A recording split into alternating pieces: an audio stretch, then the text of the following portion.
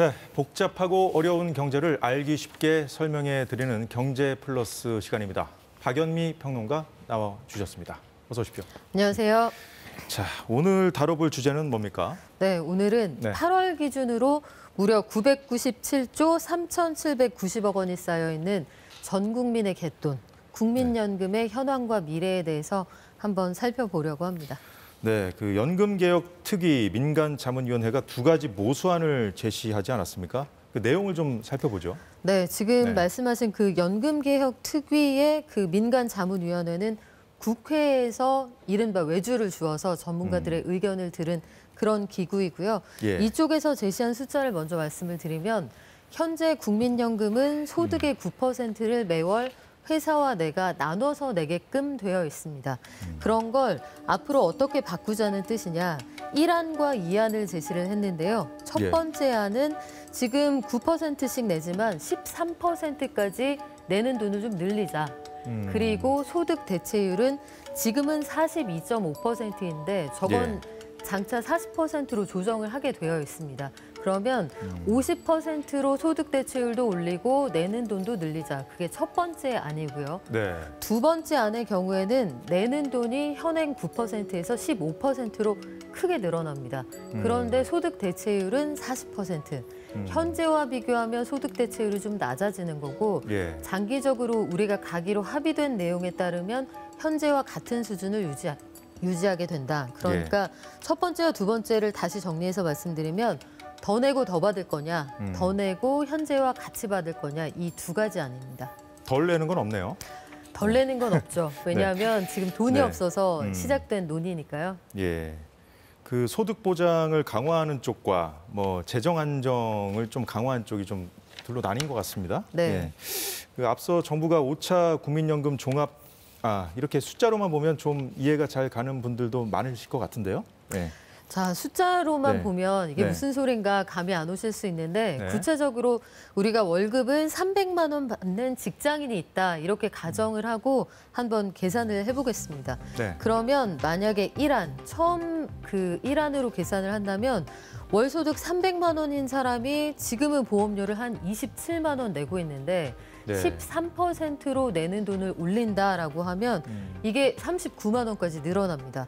그러면 지금보다 월에 부담하는 금액이 12만 원 증가하는 거죠. 회사하고 나하고 반씩 나눠낸다고 해도 자부담이 거의 20만 원 수준으로 늘어난다. 이렇게 보시면 되겠고. 아까 전에 그 더 내고 더 받는 아니었죠? 네, 그렇습니다. 그리고 두 번째 안, 15%로 보험료율을 올린다라고 하면 월급이 300만 원인데 월에 납부해야 하는 금액이 45만 원까지 늘어납니다. 물론 회사 다닌다면 회사와 반씩 나눠서 내겠지만 자부담이 역시 20만 원을 훌쩍 넘어가기 때문에 여기서 관건은 왜 이만큼을 내야 하는지 국민들을 친절하게 설득하는 그 과정이 될 겁니다. 앞서 정부가 5차 국민연금 종합운영계획안을 내지 않았습니까? 이번 자문위의 발표 어떤 차이가 있는 겁니까? 일단 정부가 내놓았던 안은 그러니까 정부가 외주를 줘서 얻어낸 안이 있고 앞서 말씀드린 건 국회 외주 사안이었는데요. 정부가 처음에 받아 놓았던 자문기구의 안은 세대별로 인상 속도를 달리하자. 즉 앞으로 당장 받을 것으로 예상되는 고연령층의 경우에는 부담을 조금 더 해도 상대적으로 저항이 좀 적지 않겠느냐. 이런 안이 하나 있었고 또 한 가지는 지금은 내는 돈에 비해서 받아가는 돈이 너무 많다. 단순하게 표만 생각을 해보셔도 9% 내고 소득 대체율은 40%가 넘으니까 어떤 경우에도 남는 장사가 되거든요. 근데 이 구조는 유지하기 어렵다.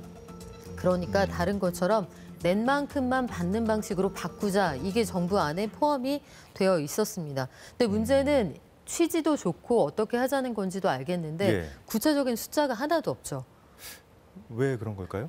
왜 그랬을까요? 제시를 못하는 이유가 있을 것 같은데. 제시를 했을 때 그 예상되는 여러 가지 저항이 좀 두렵기도 했을 테고 그래서 내놓았던 시나리오가 무려 24가지였습니다. 24지 선다라는 건데 수능 끝난 지 얼마 안 됐습니다만 5지 선다도 고르기가 정말 힘든데 24지 선다는 사실상 이거 개혁하지 말자는 얘기 아니냐 이런 비판도 있었습니다. 여튼 뭐 이런 상황에서 이번에 자문위가 모수 개혁안뿐 아니라 연금 구조를 바꾸는 그런 개혁안도 이야기했다죠? 네, 그렇습니다. 그래서 기초연금이라고 지금 그 고령자들에게 만 65세 이상 고령자 그리고 상위 30%를 제외한 모든 노인이 받는 기초연금이 있는데요. 예.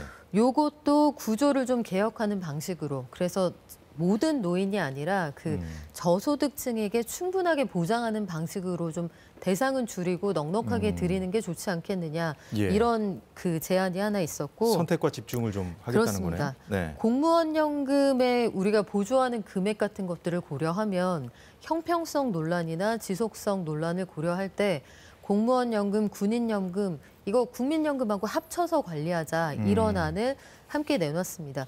예. 그래서 이런 것들이 어떻게 수용이 될 거냐 역시 국민들의 여론이 상당히 중요한 그 가늠자가 될 것으로 보입니다. 여론이 중요하다고 하셨는데 지금 앞서서 뭐 저항을 의식해서 뭐 수치로만 내놓은 그런 그렇죠. 상황도 말씀을 네. 해주셨고 정말 복잡한 것 같아요. 여론도 살펴야 되고 그렇다고 해서 뭐 더 미룰 수 있는 과제도 아니고 이제는 좀 미루면 안 된다는 공감대도 어느 정도 좀 형성이 되지 않았습니까? 그래서 좀 연금 개혁의 골든 타임이다 이런 얘기도 있는 것 같은데요.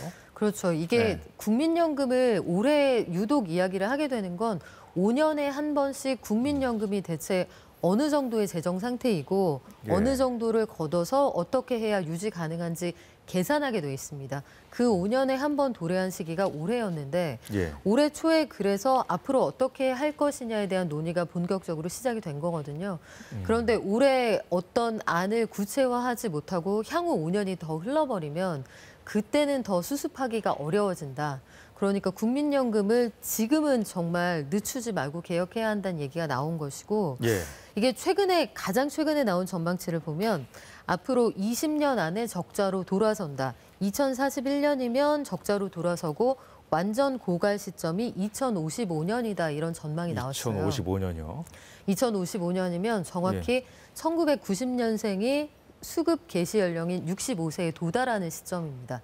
그러니까 소위 뭐 M과 G는 서로 합쳐서 이야기하는 걸 싫어한다라고 하지만 MG가 실질적으로 국민연금을 내가 나이 들었을 때 받을 수 있을지를 의심하기 시작한 딱 그 시점이기 때문에 예. 젊은 세대에 대한 구체적인 설명과 설득이 시작되어야 하는 게 올해다 이렇게 보는 거죠. 과연 그렇다면 나는 나중에 연금을 과연 받을 수 있을까? 그렇죠. 이렇게 걱정하는 젊은 세대를 좀 이렇게 좀 다독이면서 아니면 그들을 위한 방안들을 좀 마련하면서 가는 것이 굉장히 중요하겠다는 생각이 드는데요. 네, 그렇습니다. 그래서 실질적으로 보면 네. 복지부가 설문조사를 진행을 하기도 했어요. 여기에서도 보면 답변하신 분들의 전체 국민 2,025분이 답변을 했고 20세부터 59세까지 고루 포함이 되었기 때문에 네. 거의 전 세대의 입장이 반영이 되었는데 응답자의 80% 이상은 어떤 방식으로든 개혁을 해야 한다라고 했고요. MZ세대라고 하는 상대적으로 젊은 분들의 답변을 관통하는 최대 공약수는 네. 더 내더라도 확실하게 받고 더 많이 준다는 보장이 있으면 그렇다면 나는 여기에 응해보겠다. 그런데 현재와 같이 불안한 상태로는 내기가 예. 좀 곤란하다. 이쪽으로 의견이 모였습니다. 보장만이라도 좀 된다고 좀 확신해줬으면 좋겠다. 네. 뭐 이런 얘기인 것 같기도 하고요. 네. 뭐 어떤 경우에도 국가가 존재하는 이상 지급은 될 텐데 내가 혹여 선배 세대보다 지나치게 많은 걸 부담하고 예. 상대적으로 낮은 보장을 받을까 봐 이 부분을 우려하는 거거든요. 여기에 대한 소상한 설명과 따뜻한 설득이 필요한데 지금은 사실 정부안이나 국회안이나 약간의 비겁함의 요소를 갖고 있는 건 마찬가지입니다. 아무래도 뭐 총선을 앞두고 있어서 네. 더 좀 정치권이 좀 몸을 사리는 그런 모습도 좀 보여주는 것 같은데 지금 사실 국제통화기금 IMF도 우리나라 연금 개혁의 시급성을 이야기했을 정도로 심각한 상황 아닙니까? 네, IMF가 진단한 내용을 보면 이게 19일에 나온 연례 보고서 내용이거든요.